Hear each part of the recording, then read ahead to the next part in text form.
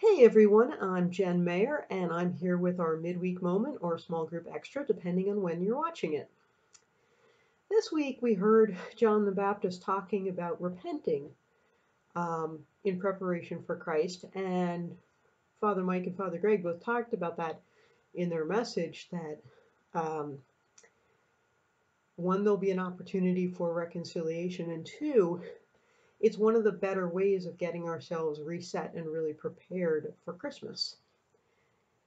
So as I was thinking about that, I was reminded of a story. When I was a couple years back, I had a becoming Catholic group with about 5 people, and I brought a priest in to talk to them so that they could ask whatever questions they wanted to about the sacrament, because that probably more than anything else, going to confession for the first time, particularly if you're not, say, 8.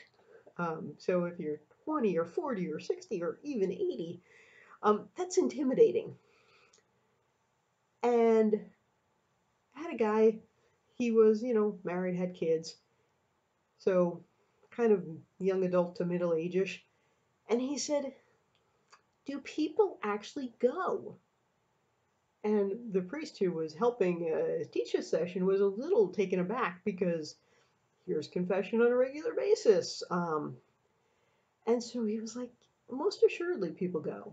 But to the credit of the guy who asked, all of the people in his Catholic circle never went. They pretty much said, "Oh, you just do it once when you're a kid, and then you don't ever do it again in your life." And so it's this huge opportunity that um, it felt like his friends were just missing. And so we assured him that many people went, and many people found it very fruitful, myself included. And one of the things that I think was sort of the difference was, if you got brought to the sacrament as a kid, it might not have felt voluntary. And so it felt more like a chore. And now, as an adult, freedom, I don't have to do it if I don't want to. And you get out of the habit, and then you don't realize this treasure that's there when you really need it. So I don't know if you've ever had a moment where you were just kind of kicking yourself. I can't believe I said that. I can't believe I did that. I can't believe.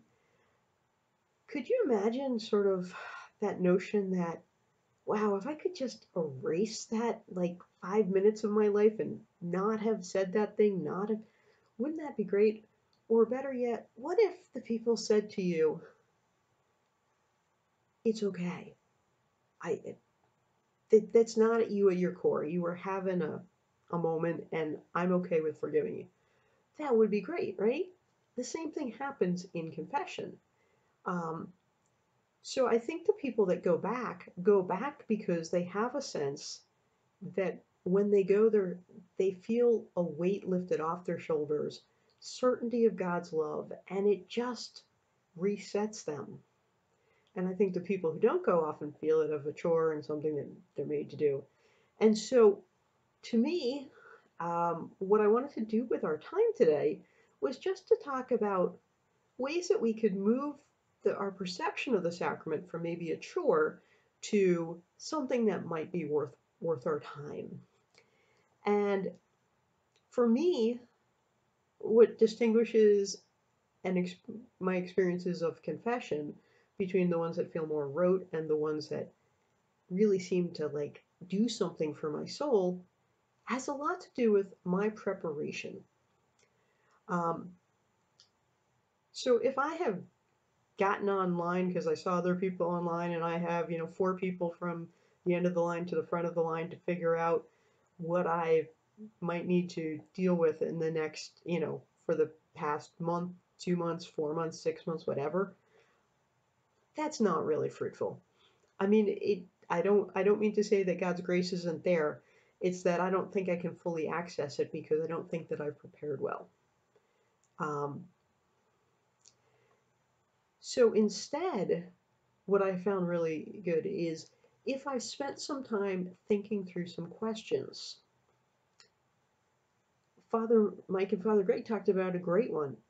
Are my words and actions consistent with what I believe?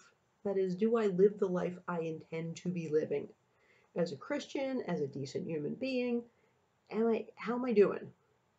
And there are probably any number, if you were to spend a little bit of time on that, you probably have some things that didn't go well, you wish you would have done better, you know, put them on a list. Um, a second category of what nags or tugs at you? What moment of your life would you wish to have a do-over on? And I'm not saying if you've previously confessed it, confess it again. I'm saying, but that's a really good way of kind of doing an examination of conscience of what are the things in life that you'd like that still bother you, because if they still bother you, then there's room for God's healing to take that away and take that burden off of you. Um, the third is, sort of the more traditional things you can get out. Ten Commandments examination of conscience. You can do the Beatitudes examination of conscience. You can do the love is patient, love is kind, love is this, and Jen is patient. Not always. Jen is kind. Well, not last Thursday. Use that as an examination of conscience. Um, and if you're not in the habit of doing that on a somewhat regular basis, so if I, once a week or once at the end of the day, kind of review my week and think, well, where were the high points and where were the low points? They often point to the places where I'm working with God's grace and where I'm working against God's grace. So that's just a couple of different strategies to prepare.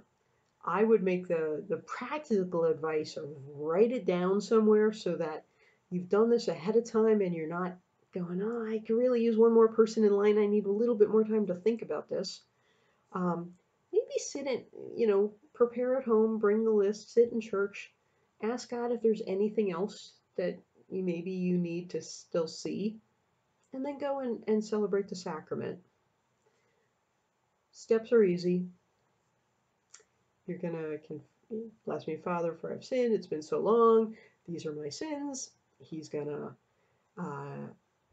listen, maybe ask a question or two, maybe give you some advice, and then assign you a penance, something that you're going to do to help point you back towards God. It's not punishment, and it's not meant to be proportional. It's just meant to help focus again.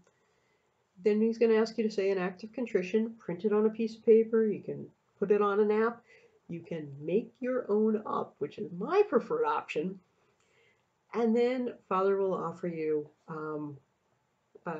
absolution on behalf of God and the church. And then you leave, you're free. Many people go right into the church, do their penance right then, and then just spend some time with God. So we have opportunities to do that on Thursday night from 7 to 7:45. Both Father Mike and Father Greg will be there. So if you have a preference for somebody you don't know really well, you got that option. If you prefer somebody you do know, you got that option. So I hope that at some point soon, even if not this Thursday, you take advantage of the sacrament because it really is one of the treasures of the church. Thanks.